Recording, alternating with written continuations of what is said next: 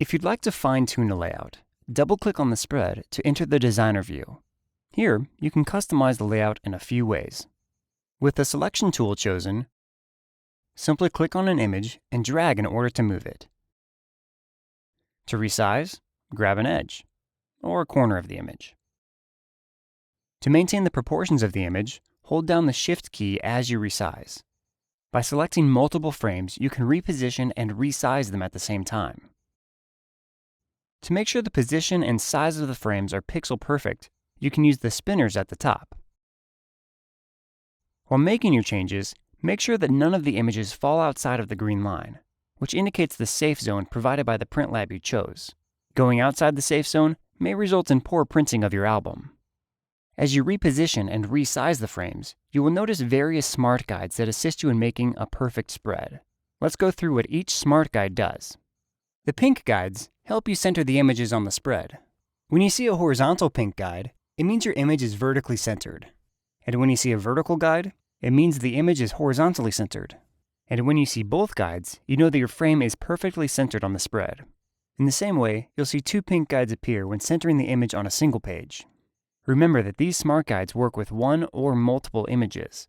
So if you want to center a group of images, the smart guides will help you make sure the images are perfectly aligned. The thin blue smart guides help to align images to each other. For example, when the edges of two or more images are perfectly aligned, you'll see the blue guide along those edges. It also helps to center images in respect to each other. In this case, the blue guide will run through the center of the images. Or, if an edge of one image is aligned to the center of another image, you'll see the blue guides as well. The thick blue guide indicates when the edges of images are the same length. For example, if you resize one image, you will see the edge of another image light up with blue at a certain point. This indicates that the edges of the two images are the same length. If you see vertical blue lines, it means the photos are the same height, and in the same way, horizontal blue lines indicate that the photos are the same width. The yellow highlight that appears in between images as you move them closer to each other indicates the set gap. The gap between the images can be changed by clicking on the background of the spread and using the slider on the right. Let's say that you set the gap to 12 points. Now whenever you move an image closer to another, it'll snap to the set gap width and highlight the space with yellow. This guide helps you keep consistent spacing throughout your album, maintaining a great design. Let's move on to another toolbar function, the Image Frame tool. This tool allows you to add new frames to the design. If you'd like the frame to be a specific aspect ratio, right-click on the frame, select Convert to Frame Ratio, and choose one of the given ratios. Once the frame is drawn, insert an image by dragging it from the image browser on the bottom. You can also drag an image onto an empty area without drawing a frame first, which would also add it to the design.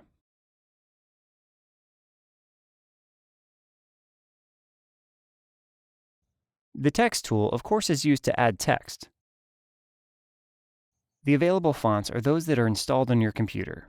The basic options of bold, italic, and underlined styling are all here, including tracking, which controls how far the letters are away from each other. To change the color of a text, click on the color picker and choose your color.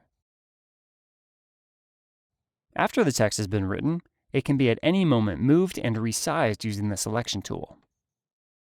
As in other design applications, the hand tool helps you to navigate around the spread. It is especially useful when used with the zoom tool. To zoom in, simply click on the spread. To zoom out, hold the Alt key while clicking. You'll see the amount you are zoomed in at the top. To see the entire spread, right-click and choose Zoom to Fit.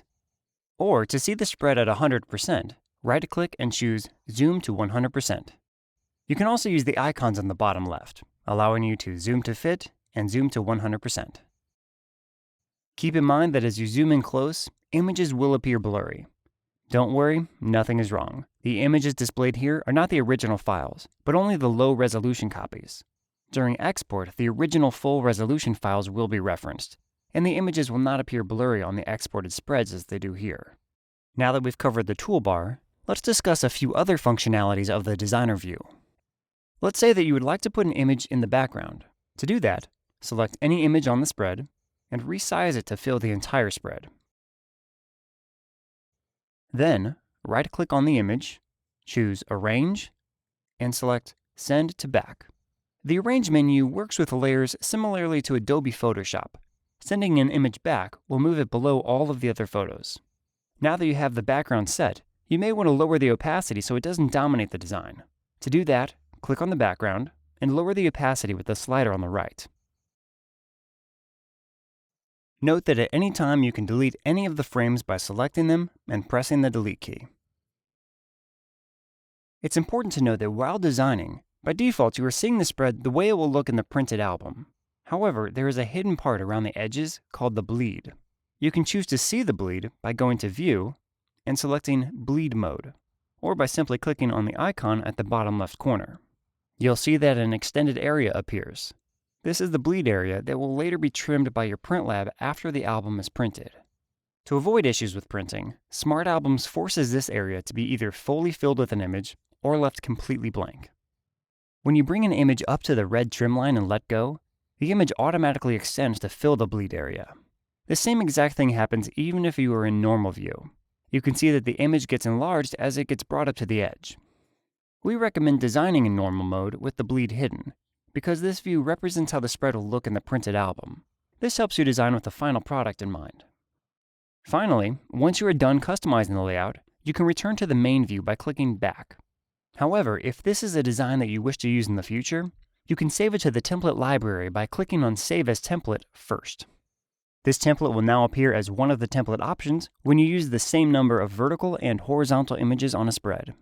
If you enter the template view, your custom designs will appear in yellow. SmartAlbums prioritizes your custom designs so that they appear more often than the others. If you feel you've made a mistake, you can delete the custom design by right-clicking on the template and choosing Delete. If you have any questions about the designer view, feel free to email us at smartalbums@pixeloo.com. Thank you for watching and happy designing.